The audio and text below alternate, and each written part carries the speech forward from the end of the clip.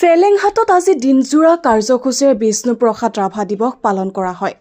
বিষ্ণুজ্যোতি সামাজিক সাংস্কৃতিক গোষ্ঠীৰ উদ্যোগত শ্বেইলী ফাউণ্ডেশ্যন আৰু চেলেংহাট উচ্চতৰ মাধ্যমিক বিদ্যালয়ৰ সহযোগত অনুষ্ঠিত এই দিৱসত পুৱা বিষ্ণুপ্ৰসাদ ৰাভাৰ প্ৰতিছবিৰ সন্মুখত বিদ্যালয়ৰ ভাৰপ্ৰাপ্ত অধ্যক্ষা প্ৰীতিৰাণী গগৈয়ে বন্তি প্ৰজ্বলন কৰে। গোষ্ঠীৰ সভাপতি ৰোমেন গগৈৰ সভাপতিত্বত অনুষ্ঠিত মূল সভাত নিৰ্দিষ্ট বক্তা হিচাপে উপস্থিত থাকে নকচাৰী মহাবিদ্যালয়ৰ অধ্যক্ষ উত্তম কুমাৰ বৰুৱা। উক্ত অনুষ্ঠানত চেলেংহাট কেন্দ্ৰৰ উচ্চ মাধ্যমিক শিক্ষান্ত পৰীক্ষাত সুখ্যাতিৰে উত্তীৰ্ণ হোৱা মুঠ ৫৬জন ছাত্ৰ ছাত্ৰীক অভিনন্দন জনোৱা হয়। লগতে ষষ্ঠবাৰৰ বাবে বিধায়ক আসন অলংকৃত কৰা মৰিয়নি সমষ্টিৰ বিধায়ক ৰূপজ্যোতি কুৰ্মীক বিশেষ সম্বৰ্ধনা জনোৱা হয়।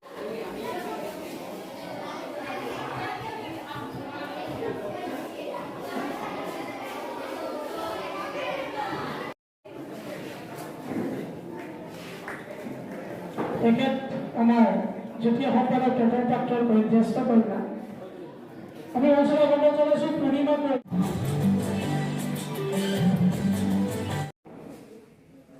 কলাগুৰুগৰাকীক আজি এই পবিত্ৰ দিনটোত তেখেতৰে এটা খুব সুন্দৰ গীতৰ কলিৰে তেখেতলৈ শ্ৰদ্ধাঞ্জলি জ্ঞাপন কৰিব বিচাৰিছোঁ। নাহৰ ফুলে নুশুৱাই তগৰ ফুলে শুৱাব, তগৰ ফুলে নুশুৱাই কপৌ ফুলে শুৱাব।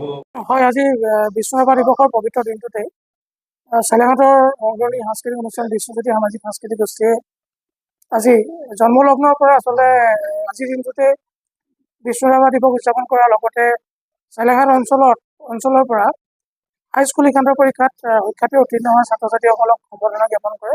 ঠিক আজি একেদৰে আজি চেলেংহাট অঞ্চলৰ আচলতে চেলেংহাট কেন্দ্ৰৰ পৰা প্ৰায় ৬০জনৰ ওচৰত ছাত্ৰ ছাত্ৰী আজি আমি এই পবিত্ৰ দিনটোতে অভিনন্দন জ্ঞাপন কৰিছোঁ।